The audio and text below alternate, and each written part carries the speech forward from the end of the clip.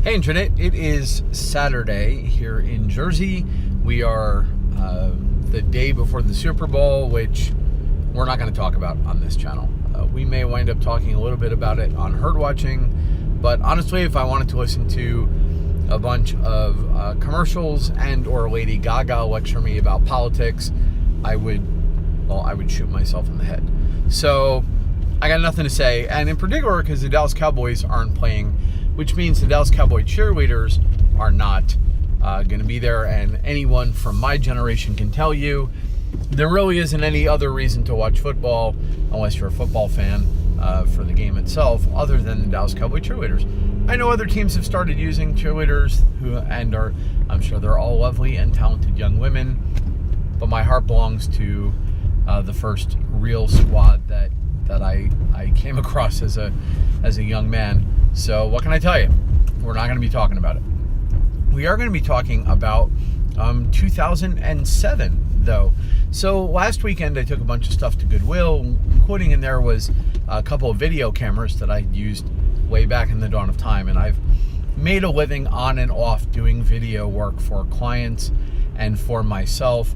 There's a long story about the first time that life cams started becoming big on the internet. Go look up Jenny Cam, go look up anything from that era. I was really involved in that stuff. I made a living running webcams for a while. And then I was writing a lot of code and in and out of entrepreneurism. And then right around in 2007, I was contracting a lot for a company called Robert Half Associates at the time. And they are a Manhattan-based, basically freelancer, subcontractor talent firm. I'm going to beg my pardon. I'm going to turn into the sun here for a little bit in a block. It's going to get a little glary. There's nothing I can do about that. So Robert Half and I have had a working relationship that spans decades. That's very profitable for me, and I hopefully it's very helpful for them. So basically the way it works, for those of you that don't freelance, is they pay me and then some client pays them. And the reason that client doesn't contract me directly is that they don't know who I am. They're not really interested in that sort of personnel problem. They just call up the agency goes through all the resumes, finds somebody that matches, sends it over, and if, say, after a couple weeks, if I don't work out, instead of them having to rebuild and go start over, they would just talk to the agency and get someone else, though that never happened to me. That is part of the possibility. So think of talented human beings as sort of line items on an invoice and interchangeable commodities. Now that really works out for me because I have no interest in building a long-term employee-employer relationship, and certainly didn't for most of my professional career. So anyway, I got a call from Robert Half one day, and I had been talking to my recruiter there over the course of a couple weeks because we kept in touch. And, we'd been talking about video and blogging, and, the coming video blogs, and YouTube was kind of on the horizon in its own way, and the internet video was getting ready to be big. And DSLRs that shot video were sort of a glimmer in the eye, sort of a thing. And then he got a call from a place called Manhattanville College. Now, Manhattanville is a college in New York State that a department run by a fantastic human being named Larry Arps, who was sort of the IT department media guy, very forward-looking guy, and he wanted to start doing internal video blogs. So that's not really the term we were using at the time. Internal video blogs for Manhattanville College. And the idea was, I would go up there and I would take my equipment and use some of their equipment, and we would go and, videotape classes for college professors who wanted us to do that, and concerts and lectures and visiting groups and awards dinners, and go do interviews and sort of go out on the campus and eventually interview students and all of that sort of thing. Very, internal television studio, slice of life, here's Manhattanville College kind of stuff, both for internal use, interdepartmental PR, and then external outside PR from the college to the world at large, and it was a cool gig. Not least of which because there are certainly worse ways to spend a fall into a summer as a, well, let's see, it was 2207, so I was something like 40 years old at the time. And, there were worse ways to spend the summer than kicking around on a New York college campus and sort of hanging out for a summer. So I got a chance to do that, and I got a chance to spend some time with Larry, and I got a chance to get to know a fantastic guy named Tom Joyner, who has unfortunately passed.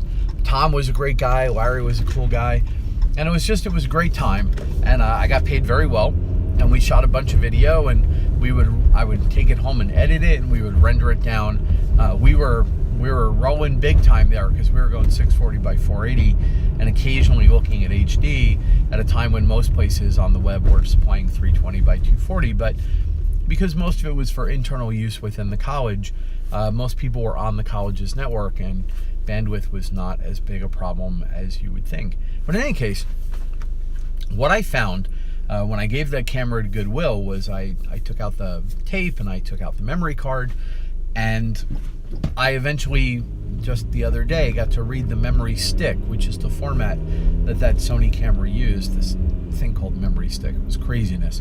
But in any case, I'm looking at the memory stick, and on it I found some still photos from that time, and one in particular, which I will composite in one of the corners here. I'll probably put up a picture of Larry and Tom.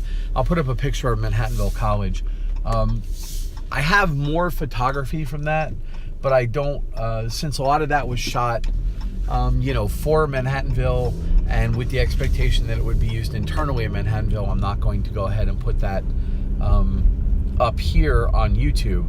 I am going to probably take a little clip out of a promotional video that Manhattanville has on YouTube and show that to you so you get sort of this aerial shot of the college. But in any case, the photo that I found was of my equipment on a windowsill, and in that is a Dell laptop that I had at the time, a Treo, which was this Windows Mobile, not Windows Phone, but Windows Mobile operating system based phone, BlackBerry thing, so like screen and like a keyboard at the bottom, and you could put expansion cards in it. It was a pretty serious piece of kit for a decade ago.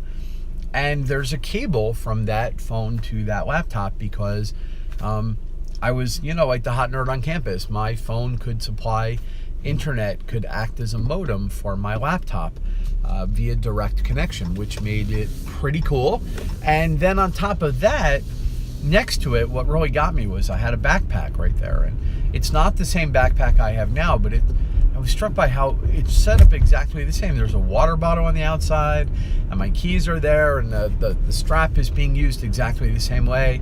And I was really amused by the fact that though the technology has upgraded, the basic setup, the basic layout of my everyday carry was basically, was the same. I carry a sports bottle of water to this day.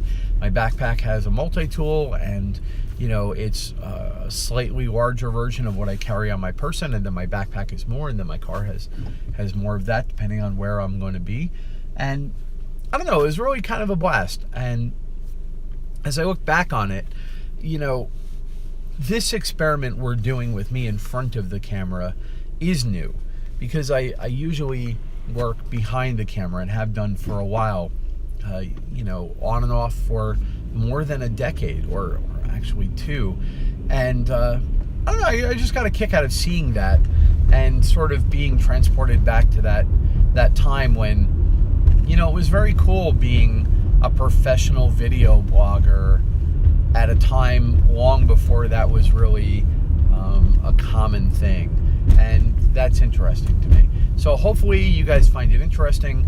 Like I said, I'll put up the couple of photos I can. I'll put up, a little product shot of the Treo so you can kind of see what we were working with. Wow, that sun is really kind of a pain in the butt. So in any case, that was what I wanted to talk to you about today instead of anything else. Just, if Larry, if you ever see this, thank you so much for, just everything I learned from you about corporate video production and sort of getting that done in an organization and introducing that technology.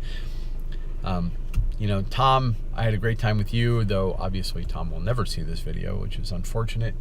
And to everybody else, network the crap out of it. If you are a freelancer, be yourself and be open and honest about your hobbies when the opportunity presents itself.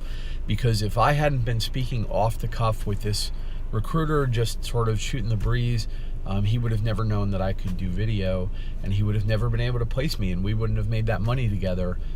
Because let me tell you, video blog, professional video blog, stream capable guy was not one of the check boxes on the Robert Half what are your skills form at the time. Anyway, we're coming up on 11 minutes, which is about where I need to be, and I'm coming up on where I need to go. So I will talk to you guys later on, and we'll catch up again. Take it easy.